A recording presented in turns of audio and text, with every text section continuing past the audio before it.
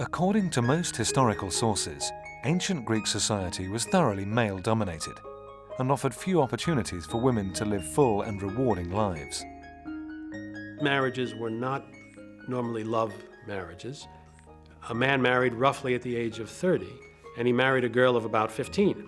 A relationship like that is unlikely to produce the kind of deep emotional associations that a proper love match would do.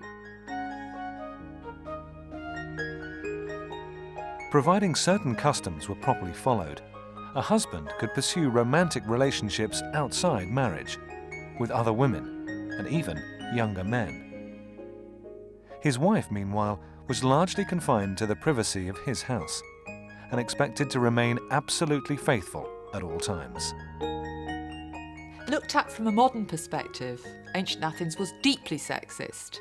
If you test it by any of the categories to do with whether women can own property, whether they can participate in politics, whether they've got the vote, whether they can actually act for themselves in the law courts, it fails miserably. It is hugely sexist. According to the sources, they were ideally kept in seclusion, not allowed out very much, not able to act except through their father or their husband. There was actually a convention that Athenian citizen women shouldn't be named in public. That was part of the privacy thing, that they actually lived secluded lives. So the only women we'd really get to know about as individual personalities are courtesans. They're the women who didn't live the safe, respectable family lives.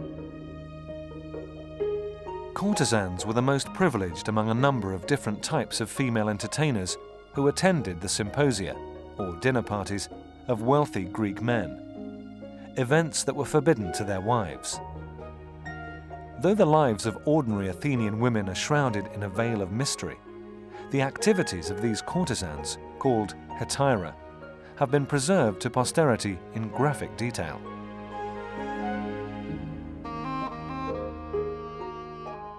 Hetairai were an important part of Athenian society. They were accepted.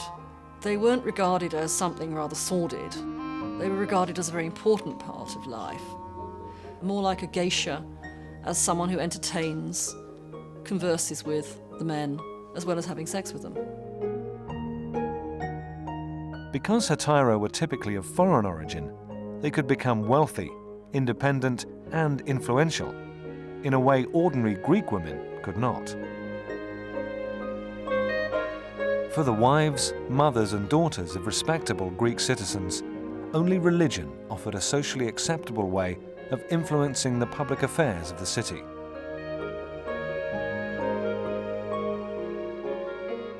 Women did have a very important part to play in religion. There were some important priestessships that they could hold where we know from historical evidence they could wield considerable influence over the hearts and minds of men. Some of the cults, particularly of goddesses like Demeter or Athena, had a very important role indeed for women. In fact, men hardly served in them at all. There is even some evidence that the priestess of Athena could actually get the men of Athens to do what she wanted. We do know that the priestess of Athena added her voice to the argument to evacuate Athens when it was invaded by the Persians, and her voice helped persuade people to leave. There is one other area of public life that also undermines the idea that women were entirely dependent on their fathers and husbands: the theatre. One of the most fascinating things about Greek tragedy is the prominence of women. For all intents and purposes, the Dionysia is a male festival with male spectators at the theatre, male actors, male chorus members. But what they do is they get dressed up as women and act out plots which are very much more to do with women than the Iliad and the Odyssey were. So it may be that the records underestimate the ingenuity and strength of ancient Greek women. Women also seem to have wielded unofficial power in their households when they really needed to. There is some evidence from the law court speeches in particular that a powerful individual female personality could exert quite an alarming influence over her menfolk. If you think about what it would be like to be an ancient Greek woman, you may well think it would be absolutely awful. But I'm sure there were ways that those women got around it.